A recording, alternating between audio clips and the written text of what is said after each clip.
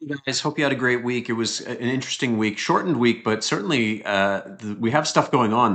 The melt up that we've been talking about would likely happen is certainly happening. Our SPY Iron Condor doing fantastic. Just a reminder, everyone, of the disclaimer. So that anything we talk about today is for educational, entertainment, and information purposes only. The only thing is, it's the market is starting to move significantly to the upside fairly quickly. So I'm hoping that this is just kind of a little bit of upside drift into a shortened, maybe kind of week where not as many people are here. Last couple of days, of course, not yesterday, but including today. And so it's sort of, I'm hoping we don't start to push into that, kind of 60-50 towards 6100 too strongly, because otherwise that will start to put some pressure on a couple of positions like the Iron Condor. So remember, I set it up so that it's a long delta, right? So it's an Iron Condor. Typically you're going to put those on with sort of very distant wings. And this time I placed it very, very aggressively to the upside. So I was really playing for that melt up and that crush in volatility. Now we're getting a little bit of that crush in volatility. There's no question, 13 and a half. We're long some VIX 15 puts. I've got some flies as well. I'm not worried about those 13 puts just yet. But the straight up long 15 put positions are doing great. I think those closed at around 105, 110. And our last tranche of those were at 58 cents. So we're doing great in those. Again, killing it on those vol crush trades. We did it after the election. It was unbelievable.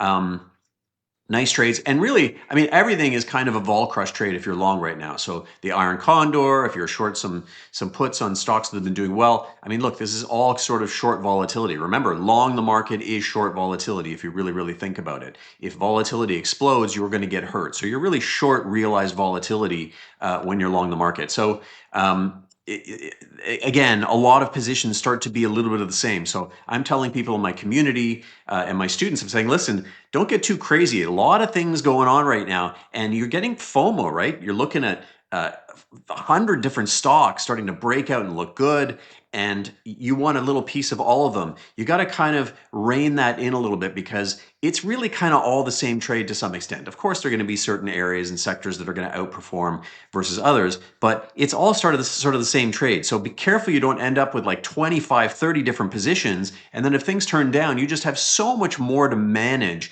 at that point. If you want to get a little bit more aggressive, smartly as always, you want to just kind of maybe upsize some of those positions. A lot of things are sort of looking similar. So let's look at SPY. Definitely starting to break out to new highs again. I've been talking about how that 60-50 level might be big. We've got the JPM caller call there. We might have a little bit of trouble getting through there. So far today, we're kind of smashing, kind of up against it. And I'm worried that it's going to do kind of a Kool-Aid man smashing through the wall. I don't know if you guys were around in the 80s, but just smashing through that wall. And call walls can fall very easily. I don't think so. I don't think we have that kind of market right now. But next week, we're going to see a lot of that gamma disappear. I talked about this a couple days ago. Gamma disappears. Suddenly, you've got a little bit of short gamma to the upside. I would not discount the possibility of this getting even stronger to the upside. And really, that's going to create more FOMO and difficulty for people who are short the market, who are short upside options, upside calls. They're going to have to start to scramble, and hedge, and think of that as kind of a little bit of a gamma squeeze. That upside looks very interesting to me. So we're playing it in a few different things. Tesla, we've got some upside calls. I sort of wanted to finance some of that with some put sales, missed out on that last couple of days. HIMS is just kind of going. That is unbelievable. We made some good money on some short puts there, but I hate making a buck on puts and watching something run up $10. My whole program is about trying to do that less and less. But that one's been up in the air with Amazon news and all kind of stuff, so I'm not going to feel too bad about that. Mara looking good. Did pull back about $3 at the end of the day. Hood, I'm watching very carefully. We've got I think we sort of hit 39-ish, back to 37. I'd like to put some upside on that again. I think Goldman came out this week and said it's seeing 50% upside in that name. Shack looking good. We took off our call today, so we bought a call in June.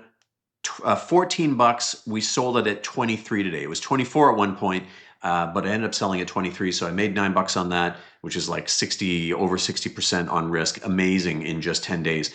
Uber, shaping up a little bit. Baba shaping up a little bit. We're kind of underwater on Baba. We've got some covered calls though, so we're trying to generate a little income there.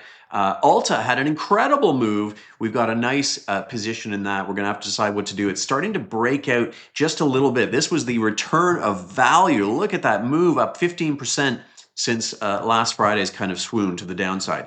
XLE long a little bit there. Nothing too much going on.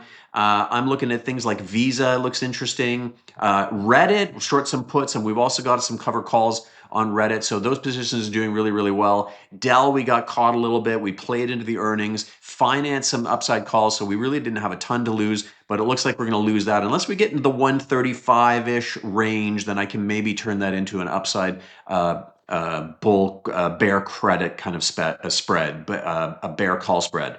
NVIDIA, I took off my short puts today for a very small win. I think I made 25 cents.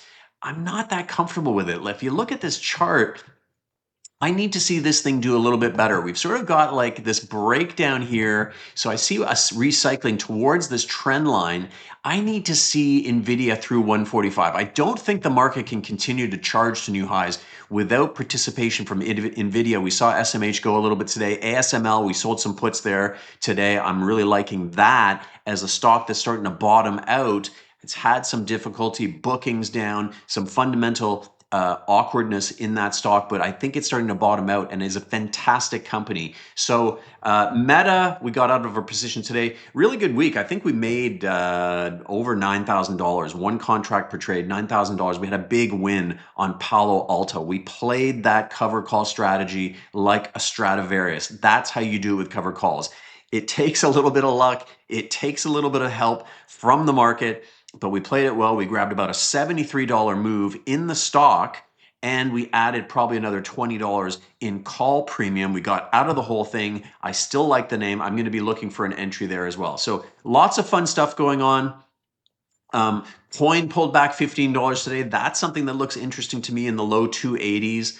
Of course, a lot of that's going to depend on Bitcoin. So we'll see if it can. I kind of feel like Bitcoin's going to sort of stick around that 100,000 level, and we're going to see volatility drop in a lot of these miners and proxies a little bit more.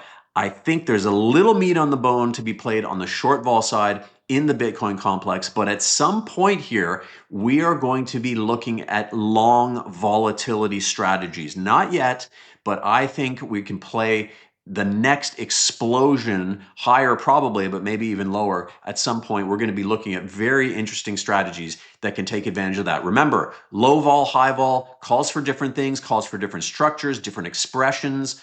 In the options world, make sure you're on board with how to figure some of those things out. Jump into our Discord. Our Black Friday deal on my courses, I think ran out yesterday, but if you reach out to me, I'm happy to try to get that going for you again. We've got about 23 people in the new program. So amazing response this time. People want to learn, they want to improve, but they don't want to just be spoon-fed. They want to learn how to fish, and they want to get better at this for themselves. For folks who want to just kind of follow along, that's fine too, but we're getting more and more people who really are curious, and we do teaching in the Discord. We have incredible tools.